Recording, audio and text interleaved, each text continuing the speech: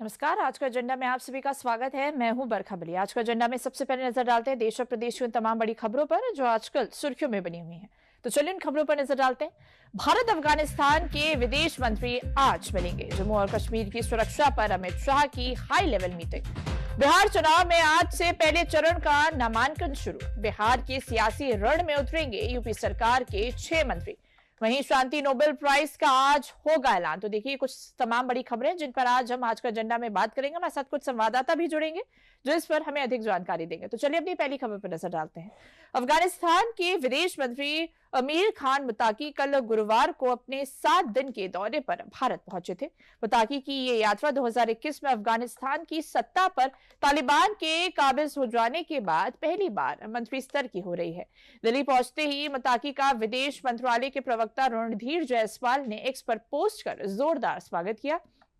आज शुक्रवार को अमीर खान मुत्ताकी की मुलाकात विदेश मंत्री एस जयशंकर से होगी। इस दौरान दोनों नेताओं के बीच द्विपक्षीय संबंधों और क्षेत्रीय मुद्दों पर बातचीत होगी। मुत्ताकी के इस दौरे को भारत अफगानिस्तान संबंधों में एक नया अध्याय माना जा रहा है। वहीं मुत्ताकी का ये दौरा खास भी माना जा रहा है क्योंकि भारत ने अभी तक अफगानिस्तान तालिबान शासन को मान्यता नहीं दी है। बावजूद इसके मुत्ताकी भारत दौरे पर आए हैं। तो देखिए आज भारत अफगान के विदेश मंत्री एक दूसरे से मिलेंगे। अफगानिस्तान के विदेश मंत्री भारत के विदेश मंत्री एस जयशंकर से आज मुलाकात करेंगे और इस मुलाकात को बेहद खास माना जा रहा है। आज तालिबान के विदेश मंत्री मुत्ताकी और जयशंकर की मुलाकात से पहले झंडे के प्रोटोकॉल एक चुनौती बना हुआ है। सवाल है कि जब मुत्ताकी विदेश मंत्री एस जयशंकर से मिलेंगे तो उनके पीछे कौन सा झंडा लगेगा। चलिए आपको बताते हैं। देखिए मुत्ताकी विदेश मंत्री के रूप में आज एस जयशंकर से मुलाकात करेंगे। कूटनीतिक प्रोटोकॉल की अगर हम बात करें तो उसके अनुसार देश का झंडा देश के मंत्री के मेज पर रखा जाता है। अब सवाल यह है कि मुत्ताकी के सामने उनके देश का झंडा रखा जाएगा या नहीं।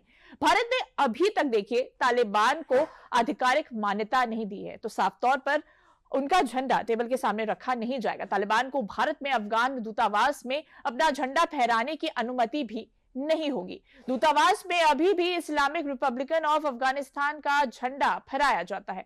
चूंकि भारत तालिबान को मान्यता नहीं देता, इसलिए बैठक से पहले झंडे का प्रोटोकॉल चुनौती बना है।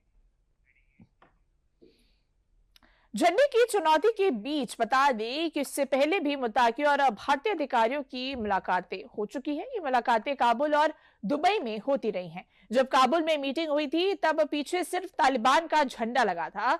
जनवरी में दुबई में हुई बैठक के दौरान ना भारतीय झंडा लगाया गया था ना तालिबान का। लेकिन इस बार मुलाकात दिल्ली में होगी तो इसलिए मामला थोड़ा चर्चित हो जाता है क्योंकि तालिबान के विदेश मंत्री मुत्ताकी की भारत यात्रा पर अमेरिका, चीन, पाकिस्तान समेत कई देशों की नजर भी है जो दशकों से अफगानिस्तान में अपने हित साध रहे हैं।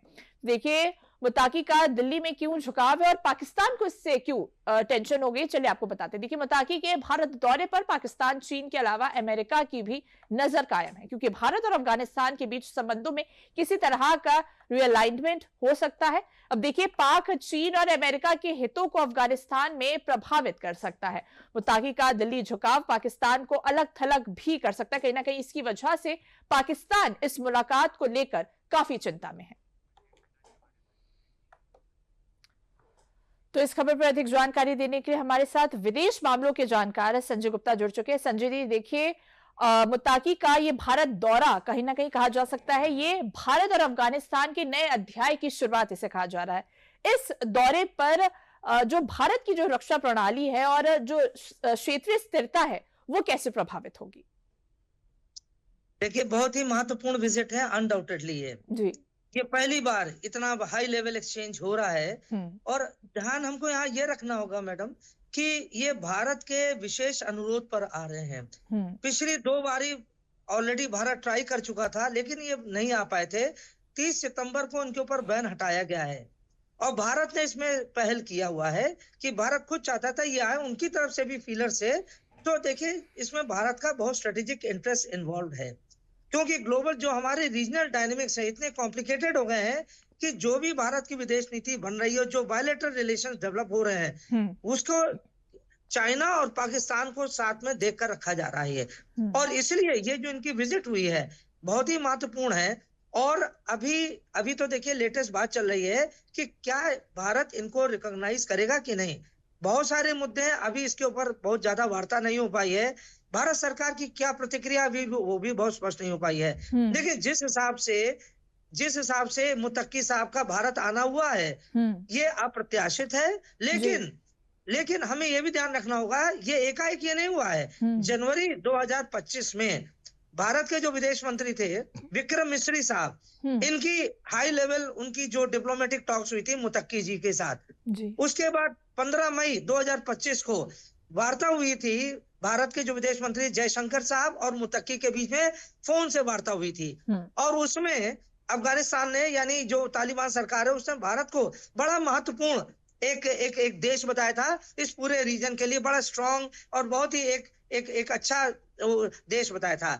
अब देखिए इन चीजों को पृष्ठभूमि में रखें तो तालिबान की ओर से और भारत की ओर से एक सहमति बनी है, अनौपचारिक सहमति। हमें यह नहीं भूलना चाहिए कि 2021 में जब से तालिबान सरकार आई है, तब से भारत और तालिबान के बीच में बराबर गतिविधियां बढ़ी हैं। भारत ने बहुत सारा ह्यूमैनिटेरियन एड भेजा है अफगानिस्तान में, बहुत सारे डेलीगेशन हमारे गए हैं। तो जिसे हम कहते हैं जिसे बैकडोर डिप्लोमेसी कहते हैं या ट्रैक टू डिप्लोमेसी होते हैं, वो बराबर चल रही है। इसका मतलब है कि भारत अफगानिस्तान के साथ अपने अच्छे संबंध डेवलप करना चाहता है, स्ट्रेटेजिक रिलेशंस है। और ये जो उनकी विजिट भी है बड़ी प्रैग्मेटिक रिलेशन, बड़ी प्रैग्मेटिक विजिट है। बहुत सारे इश्यूज है, लेकिन भारत ने इस समय जैसे मानवाधिकार का इशू है या महिलाओं की शिक्षा का जो इशू है, ये सारे इश्यूज अभी नहीं उठा रहे हैं, क्योंकि भारत इसको एक सिक्योरिटी एंगल से देख रहा है, एक स्ट्रेटेजिक एंगल से देख रहा है। देखिए जिस तरह से कूटनीतिक प्रोटोकॉल की वजह से झंडे का मुद्दा बना हुआ है, क्या ये भारत और अफगानिस्तान के सैन्य और सुरक्षा सहयोग पर असर डाल सकता है? देखिए अभी इसमें हम लोग को थोड़ा आशा, क्योंकि भारत सरकार ने इनकी विजिट को होस्ट किया है, तो इन मुद्दों के देखिए भारत सरकार पहले भी जानती थी ये मुद्दे हैं थोड़े से ये डिस्टर्बिंग है। जो फ्लैग जो आपने कहा, क्या फ्लैग पहले वाला चलेगा या जो तालिबान वाला चलेगा, या दूसरा नाम जो है इस्लामिक एमिरेट ऑफ अफगानिस्तान, इन्होंने अपना नाम रख दिया, जबकि पहले था रिपब्लिक ऑफ अफगानिस्तान। जो एम्बेसी है दिल्ली में, आज भी वो embassy of the Republic of Afghanistan के नाम से है। वहां पर जो इनके डिप्लोमेट्स हैं वो पूर्ववर्ती सरकार के हैं। हामिद करजई जो वहां के राष्ट्रपति थे, उनके सरकार के वहां थे, जो गवर्नमेंट इन एग्जाइल है। तो ये सारे मुद्दे भारत सरकार के संज्ञान में है और ये धीरे धीरे ये सब सॉर्ट आउट कर लिया जाएगा।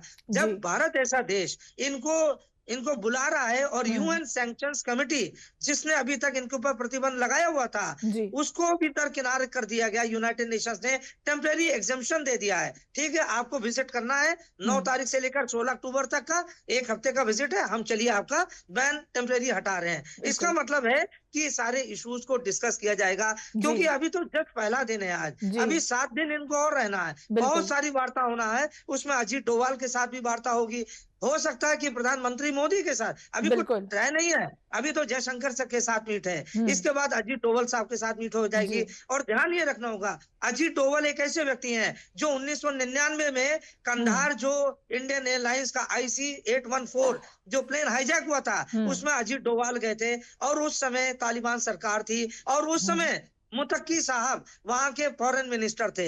ये पूरा एकदम जिसे कहते हैं रिप्ले हो रहा है। बिल्कुल संजय जी, कहीं कहा जा सकता है कि इस दौरे को, भारत और अफगानिस्तान के इस दौरे को और इस मुलाकात को बेहद खास माना जा रहा है। अब देखेंगे कि आगे क्या कुछ इस दौरे से निकल कर आता है। इन तमाम जानकारियों के लिए संजय जी आपका बहुत बहुत धन्यवाद। तो आज का एजेंडा में अगली खबर बिहार के सियासी रण से है, जहां आज पहले चरण के लिए 121 सीटों पर नामांकन की प्रक्रिया शुरू हो गई है। पहले चरण में गोपालगंज, सिवान समेत बिहार के 18 जिलों में वोटिंग होगी, लेकिन नामांकन की तारीख आने के वक्त तक बिहार में सीट बंटवारे की टेंशन अभी तक बरकरार है। दोनों ही गठबंधन में सीट बंटवारे पर खींचतान जारी है। इस बीच राजनीतिक रणनीतिकार से राजनीति में आए प्रशांत किशोर की जनस्वराज पार्टी ने 51 उम्मीदवारों की अपनी पहली लिस्ट जारी कर दी है। तो देखिए, बिहार चुनाव के पहले चरण के लिए नामांकन कहीं ना कहीं शुरू हो गया। बिहार विधानसभा चुनाव के पहले चरण के लिए आज से जो नामांकन है उसकी प्रक्रिया शुरू हो गई। कहीं ना कहीं सीट शेयरिंग को लेकर बड़ा मुद्दा जो है वो बना हुआ है। देखिए, पहले फेज में 121 सीटें हैं और 10 अक्टूबर से नोटिफिकेशन जारी हो गया है। नॉमिनेशन की जो तारीख है वो 10 से 17 अक्टूबर की है। स्क्रूटनी 18 अक्टूबर तक आप कर सकते हैं और नाम वापसी 20 अक्टूबर तक। और जो पहले चरण की जो वोटिंग है वो 6 नवंबर को होगी। तो देखिए पहले फेज में 121 सीटों पर चुनाव होने वाले हैं। कहीं ना कहीं अब जैसे जैसे बिहार चुनाव की तारीखें नजदीक आ रही है, कहीं ना कहीं सीट शेयरिंग को लेकर जो खींचतान है वो देखने को मिल रही है। अगर हम दूसरे फेज की बात करें तो 122 सीटें हैं, जिसका नोटिफिकेशन 13 अक्टूबर को होगा। नॉमिनेशन 13 से 20 अक्टूबर तक आप कर सकते हैं। वहीं स्क्रूटनी 21 अक्टूबर को, नाम वापसी की जो तारीख है वो 23 अक्टूबर है और वोटिंग जो दूसरे फेज की वोटिंग होगी वो 11 नवंबर को होगी। तो देखिए बिहार चुनाव जैसे जैसे नजदीक आ रहा है, तमाम जो राजनीतिक दल है वो अपने सीट शेयरिंग को लेकर जो खींचतान है वो देखने को मिल रही है।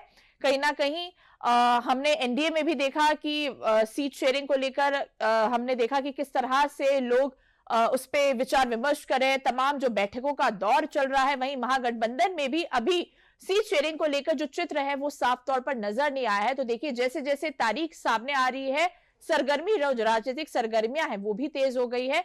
यूपी से 6 मंत्रियों को चुना गया है एनडीए की तरफ से, जो वो चुनाव प्रचार करेंगे। कहीं ना कहीं इसे भी बड़ा माना गया है, क्योंकि देखिए यूपी में जिस तरह से परिवर्तन हुआ है, मुख्यमंत्री योगी आदित्यनाथ को चुनाव प्रचार का अहम जो सूत्र है वो माना गया है। बिहार चुनाव में टिकट की टेंशन के बीच आरजेडी नेता तेजस्वी यादव ने बिहार की जनता से सरकारी नौकरी को लेकर एक बहुत बड़ा ऐलान कर दिया है।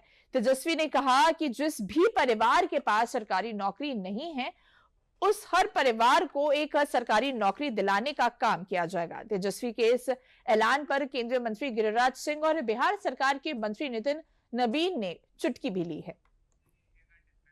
तो देखिए जिस तरह से बिहार विधानसभा चुनाव नजदीक आ रहे हैं, तेजस्वी यादव ने एक बड़ा ऐलान कर दिया है। उन्होंने साफ तौर पर कहा है कि जिनके पास सरकारी नौकरी नहीं है, 20 महीने के अंदर अंदर उन्हें सरकारी नौकरी दी जाएगी। इस पर बीजेपी के नेताओं ने चुटकी भी ली है। उन्होंने साफ तौर पर कहा है कि ये जो उन्होंने बयान दिया है उस पर कहीं ना कहीं विपक्ष की तरफ से भी और सत्ता पक्ष की तरफ से भी जो प्रतिक्रियाएं हैं वो लगातार आ रही हैं। तो देखिए बिहार विधानसभा चुनाव को लेकर तमाम जो राजनीतिक दल हैं वो अपनी अपनी प्रतिक्रियाएं दे रहे हैं।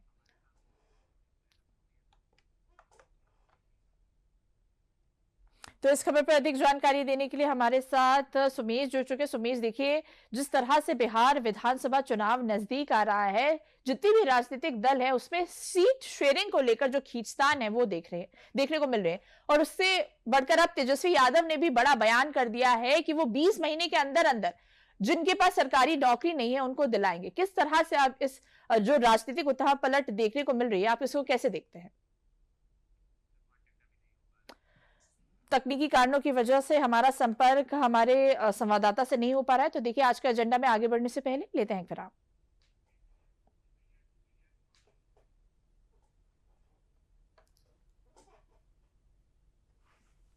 LIC पेश करता है जीवन लक्ष्य। पाए जीवन बीमा आकर्षक मैच्योरिटी राशि के साथ एवं बीमित व्यक्ति के न रहने पर भविष्य में देय प्रीमियम भुगतान से माफी, सम एश्योर्ड के 10% का प्रतिवर्ष भुगतान पॉलिसी टर्म तक और पॉलिसी की मैच्योरिटी पर सम एश्योर्ड एवं बोनस का भुगतान। बच्चों की शिक्षा एवं अन्य जरूरतों को पूरा करे। LIC का जीवन लक्ष्य।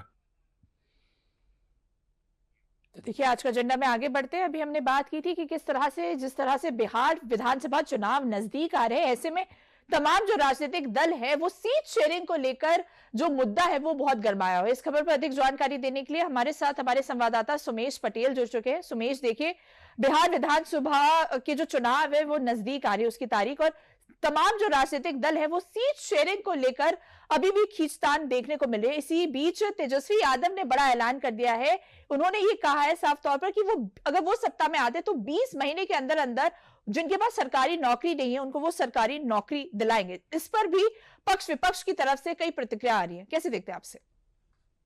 ये जरूर मैं आपको बताना चाहूंगा, विधानसभा चुनाव का बिल्कुल बजने के बाद चुनावी सरगर्मियां तेज हो गई है और जो नेता हैं वो अपने इलाके में जाकर प्रचार प्रसार भी कर रहे हैं। जिस तरह से जो चुनाव शेयरिंग की जो बात आ रही है, एनडीए और जो महागठबंधन इनकी तरफ से भी सीट शेयरिंग बंटवारा नहीं हो चुका है, लेकिन जो जन स्वराज पार्टी है प्रशांत किशोर की, इन्होंने अपनी पहली लिस्ट जारी कर दी थी। उस पहली लिस्ट में 51 लोगों का नाम शामिल है। हालांकि जो जन स्वराज के जो नेता हैं उनके द्वारा भी जो बयान दिया गया है, जो कई लोगों के जो प्रत्याशी जो नाम घोषित किए थे, कई लोगों की नाराजगी भी है। और दूसरी तरफ जो सीट शेयरिंग को लेकर जो एनडीए और महागठबंधन में जो लगातार जो सामंजस्य है कि आजकल में ये इनकी भी जो सीट शेयरिंग है इसको लेकर घोषणा हो सकती है।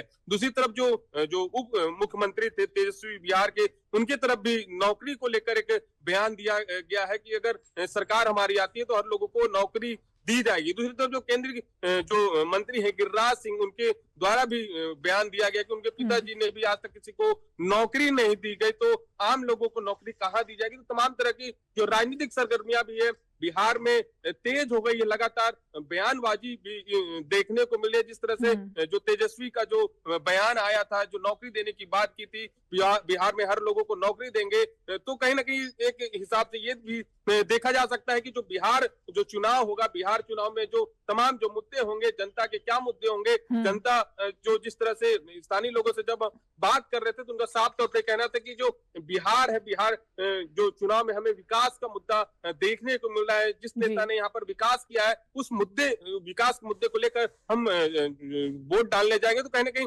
जो बिहार विधानसभा में 2 चरणों पे जो मतदान होगा, लेकिन जनता का आशीर्वाद किसे मिलेगा ये तो 2 चरणों के मतदान के बाद पता चल पाएगा। जी बिल्कुल सुमेश, देखिए एक तरफ महागठबंधन में सीट शेयरिंग का जो चेहरा है वो साफ नहीं हो रहा, अभी उसमें खींचतान चल रही है। वहीं वीआईपी प्रमुख मुकेश सहनी ने डिप्टी सीएम की भी मांग कर दी है। किस तरह से देखते हैं आप इसे? जी, मुकेश सहनी है जो वीआईपी जो पार्टी के प्रमुख है, उनसे हमने बातचीत भी की थी। 2 दिन पहले हमने उनसे बातचीत की थी, इंटरव्यू भी किया था, जिनका साफ तौर पे कहना था कि मैं जो महागठबंधन के साथ हूं, अगर मुझे डिप्टी सीएम बनाया जाएगा तो। हालांकि हमने जब उनसे बातचीत किया आप एनडीए के साथ जाएंगे, तो हालांकि उन्होंने उस बात से मना कर दिया, लेकिन उन्होंने एक बात स्पष्ट रूप से कहा कि हमारी सरकार बन रही है, मैं गठबंधन के साथ हूं यहाँ पर। तो दूसरी तरफ जो देखा जा सकता है कि जो बिहार विधानसभा जो चुनाव इस बार का काफी दिलचस्प देखने को होगा। एक पार्टी जो जन स्वराज पार्टी है, उनकी 51 जो यहाँ पर लिस्ट 51 लोगों की लिस्ट जारी होगी, और दूसरी जो यहाँ पर जो एनडीए और महागठबंधन है, जो यहाँ पर उनकी सीट अभी तक सीट शेयरिंग नहीं हो चुकी है। कुल मिला के ये बताया जा रहा है कि 1-2 दिन में ये उनकी भी सीट जारी हो सकती है। लेकिन बिहार का चुनाव काफी दिलचस्प होगा। कई लोग यहाँ पर जो 51 सीट जो यहाँ पर जो जारी हुई थी उसमें कई लोग नाराज भी चल रहे हैं। तो कहीं ना कहीं इस बार भी देखा जाएगा कि जो इस बार का जो चुनाव होगा बिहार में 2 चरणों पे मतदान होगा और 14 तारीख को मतगणना होगी, और इसके बाद ये पता चल पाएगा कि बिहार में किसकी सरकार बन रही है। बिल्कुल सुमेश, इसी के साथ एनडीए की अगर हम तरफ से बात करें तो 6 प्रमुख यूपी के 6 प्रमुख मंत्रियों को चुनाव प्रचार की कमान सौंपी गई, जिसमें मुख्यमंत्री योगी आदित्यनाथ, केशव प्रसाद मौर्य और ब्रजेश पाठक भी शामिल हैं। इसका असर कितना बिहार के चुनाव में पड़ेगा, कैसे देखते हैं? देखिए कहीं ना कहीं इस बात जो बिहार का चुनाव है काफी दिलचस्प होगा कि जो बीजेपी के वरिष्ठ नेता हैं वो भी यहाँ पर आने वाले हैं। जिस तरह से जो हमारे पास जानकारी है, यूपी के जो मुख्यमंत्री हैं योगी आदित्यनाथ, ये भी यहाँ पर बिहार चुनाव में पहुंचेंगे। जो यहाँ के प्रभारी हैं धर्मेंद्र प्रधान, वो हालांकि यहाँ पर पहुंचे हुए हैं, और जिस तरह से जो कई जो बीजेपी के वरिष्ठ नेता हैं ये भी यहाँ पर बिहार में आएंगे, चुनाव के समय आएंगे। तो इस बार का जो बिहार का विधानसभा चुनाव है काफी दिलचस्प होगा। जनता से जब हम बातचीत करते तो जनता का साफ तौर पर यही कहना था कि जो बिहार में जिस नेता ने विकास किया है, जिस नेता ने सड़क बनवाया है, शिक्षा दी है, चिकित्सक जो तमाम योजना लेकर इस इलाके में पहुंचे हैं, हम उन्हीं के नाम पर यहाँ पर वोट करेंगे। बिल्कुल सुमेश, तमाम जानकारी के लिए आपका बहुत बहुत धन्यवाद। तो आज का एजेंडा में आगे बढ़ते हैं। घाटी में पहलगाम जैसी घटना होने के बाद से ही केंद्र की मोदी सरकार जम्मू कश्मीर में सुरक्षा व्यवस्था को मजबूत बनाने के लिए हर पल कोशिश में रहती है, ताकि दोबारा कोई भी नापाक शक्तियां घाटी में चींटी तक को कोई नुकसान ना पहुंचा पाए। लिहाजा कल गुरुवार को केंद्रीय गृह मंत्री अमित शाह ने दिल्ली में जम्मू कश्मीर की सुरक्षा स्थिति की समीक्षा के लिए एक उच्च स्तरीय बैठक की। इस बैठक में जम्मू कश्मीर के उपराज्यपाल मनोज सिन्हा, चीफ सेक्रेटरी अतल डुलू समेत कई प्रमुख अधिकारी मौजूद रहे। इस बैठक का मकसद जम्मू कश्मीर की सुरक्षा स्थिति, आतंकवाद विरोधी रणनीति और विकास परियोजनाओं की समीक्षा करना था। तो देखिए, जम्मू कश्मीर की सुरक्षा स्थिति के लिए गुरुवार को अमित शाह ने एक उच्च स्तरीय बैठक भी बुलाई थी। अब इस बैठक में जम्मू कश्मीर के जो उपराज्यपाल है मनोज सिन्हा, चीफ सेक्रेटरी समेत तमाम जो गणमान्य व्यक्ति थे वो मौजूद थे। खुद गृह मंत्री अमित शाह की अध्यक्षता में हुई ये बैठक बेहद महत्वपूर्ण मानी जा रही है, क्योंकि बैठक में गृह मंत्री अमित शाह ने आतंकवाद पर सरकार की जीरो टॉलरेंस नीति को दोहराते हुए सुरक्षा बलों को पूरी स्वतंत्रता का अधिकार दिया। देखिए, बैठक में जम्मू कश्मीर की मौजूदा सुरक्षा स्थिति का आकलन भी किया गया है।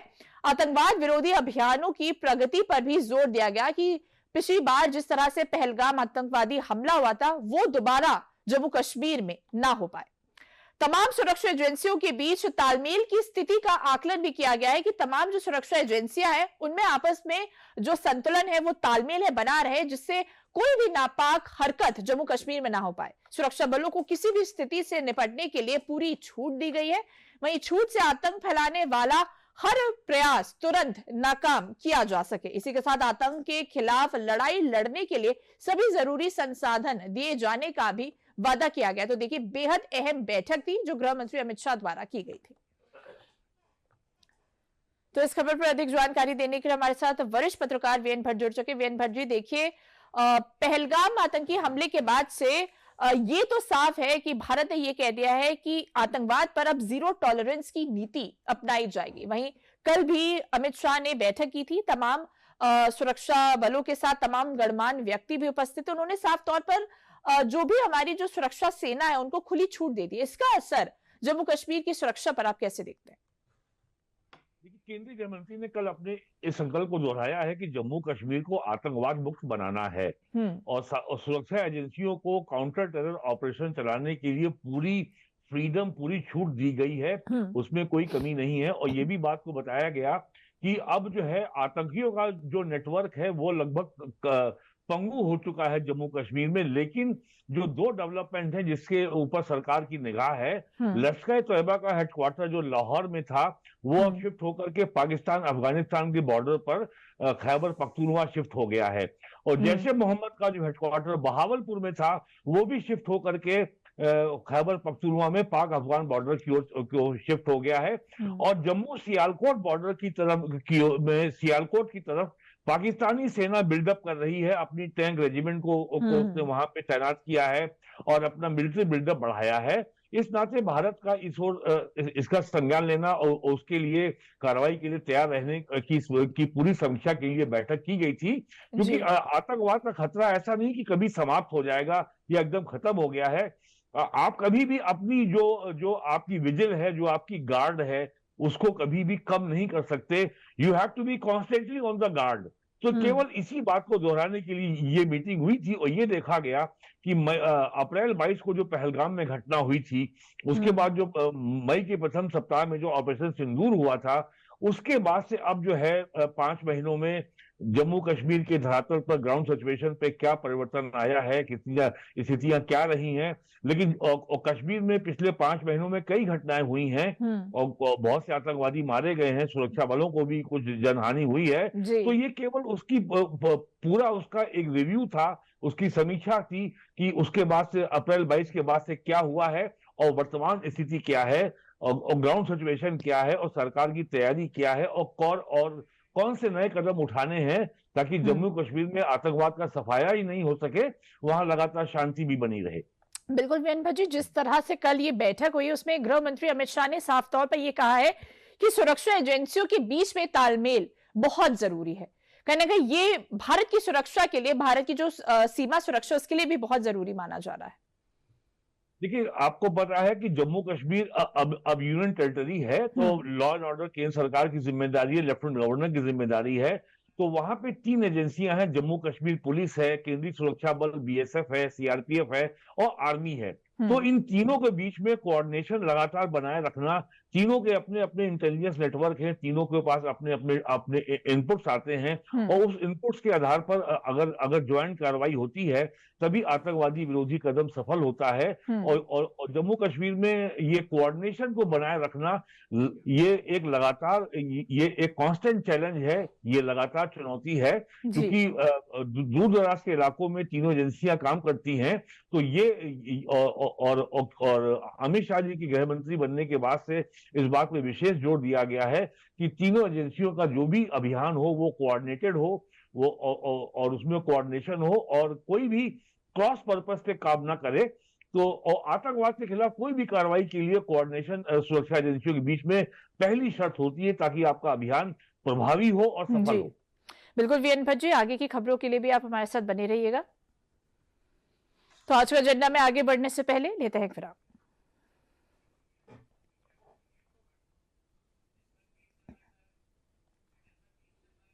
कब तक आप ऐसे फ्यूचर का टेंशन लेकर चलते रहेंगे? LIC के न्यू पेंशन प्लस के साथ अपनी पेंशन का प्लान बनाइए, क्योंकि ये प्लान आपके फ्यूचर के लिए मार्केट लिंक्ड वेल्थ क्रिएट करता है। और तो और इस प्लान में गारंटीड एडिशंस के साथ पेंशन पाने के कई ऑप्शंस भी हैं, so that you grow young and tension free. LIC, हर पल आपके साथ। आज का एजेंडा में आगे बढ़ते हैं। नॉर्वे की राजधानी ओस्लो में आज शांति के नोबेल पुरस्कार की घोषणा होगी। इस बार शांति नोबेल पुरस्कार के लिए 338 उम्मीदवार हैं, जिसमें 244 लोग और 94 संगठन शामिल हैं। इन सब में अमेरिकी राष्ट्रपति डोनाल्ड ट्रंप सबसे ज्यादा चर्चा में है, क्योंकि उन्होंने एक दो नहीं तकरीबन 30 बार कहा है कि उनकी वजह से ही दुनिया में शांति है। वो अब तक दुनिया की 8 बड़ी जंग को रुकवा चुके हैं। नोबेल शांति पुरस्कार के समय और तारीख की घोषणा के बाद से ही ये सोशल मीडिया पर ट्रेंड चलने लगा है कि क्या डोनाल्ड ट्रंप को नोबेल शांति पुरस्कार मिलेगा या नहीं। यानी सबकी निगाहें ट्रंप दोबारा नोबेल पुरस्कार पाने और ना पाने पर लगी हुई है। तो इस खबर पर अधिक जानकारी देने के लिए एक बार फिर से रुख करते हैं हमारे वरिष्ठ संवाददाता वीएन भट्ट जी का। वीएन भट्ट जी, देखिए आज शांति नोबेल पुरस्कार की आज घोषणा होने वाली है और सबकी नजर डोनाल्ड ट्रंप पर पड़ी हुई है, क्योंकि उन्होंने साफ तौर पर कई बार कहा है कि उन्होंने 8 युद्ध रुकवाए हैं, जिसमें भारत और पाकिस्तान का भी युद्ध शामिल है। अगर उन्हें इस बार नोबेल पुरस्कार नहीं मिलता है तो इसका असर किस तरह से आप देखते हैं उनकी छवि पर? देखिए, ग्रीनविच मीन टाइम के अनुसार रात में 9 बजे आज इसकी 9 बजे घोषणा होनी है। और जनवरी 20 को डोनाल्ड ट्रंप राष्ट्रपति बने थे और जनवरी 31 को नामांकन दाखिल करने की आखिरी तारीख थी। यानी 11 दिनों में अगर डोनाल्ड ट्रंप ने 8 वॉर रुकवा दी हैं, अगर नोबेल कमेटी इस आधार पर फैसला करेगी तो उनका कोई आधार बनता नहीं है। उनका एक तरफा दावा किया गया है कि उन्होंने 8 वॉर रुकवाई हैं। और व्हाइट हाउस के प्रवक्ता ने लगातार ये कहा है, और उसमें उन्होंने इंडिया पाकिस्तान की वॉर रुकवाने का भी उन्होंने दावा किया है। लेकिन वो ये नहीं बताते कि जब जून में इजराइल और ईरान के बीच में युद्ध हुआ था तो अमेरिका के B-52 बॉम्बर्स ने ईरान में बम क्यों गिराए थे? क्या वो भी वॉर रोकने के लिए था? तो इसमें कॉन्ट्रडिक्शन बने हुए हैं। और ये 1897 में नॉर्वे की पार्लियामेंट ने इस नोबेल कमेटी का गठन किया था। इसमें 5 मेंबर होते हैं और ये आज उसको एक घोषणा करनी है। और डोनाल्ड ट्रंप की असली वजह केवल ये है कि उनके राइवल और डेमोक्रेट के जो राष्ट्रपति रह चुके हैं बराक ओबामा, उनको ये पुरस्कार मिल चुका है। तो उनके लिए ये एक मामला निधि प्रतिष्ठा का है कि अगर डेमोक्रेट को ये अवार्ड मिल सकता है तो मैं रिपब्लिकन हूं, मुझे क्यों नहीं मिलेगा। तो ये और अब तक जो उनके जो दावे हैं युद्ध विराम के और शांति स्थापित करने के, वो सारे वादे एक तरफा हैं, व्हाइट हाउस की ओर से किए जा रहे हैं, उनके प्रवक्ता की ओर से कहे जा रहे हैं। और दुनिया के किसी भी शांति संगठन ने, किसी पीस ऑर्गेनाइजेशन ने ट्रंप के दावे की पुष्टि नहीं की है। भारत ने तो साफ साफ नकारा है कि भारत पाकिस्तान के बीच में युद्ध विराम में अमेरिका की कोई भूमिका नहीं थी। प्राइम मिनिस्टर मोदी ने ये बात स्पष्ट रूप से लोकसभा में भी कही है। लेकिन ट्रंप लगभग 45 या 48 बार ये बोल चुके हैं। तो आज सबकी और बिल्कुल कहीं ना कहीं वीएन भट्ट जी, आज सबकी नजरें यही है कि शांति नोबेल प्राइज किसको मिलेगा और इसका असर डोनाल्ड ट्रंप की छवि पर क्या कुछ पड़ेगा। इन तमाम जानकारियों के लिए आपका बहुत बहुत धन्यवाद। तो आज का एजेंडा में अभी के लिए बस इतना ही। मुझे दीजिए इजाजत। नमस्कार।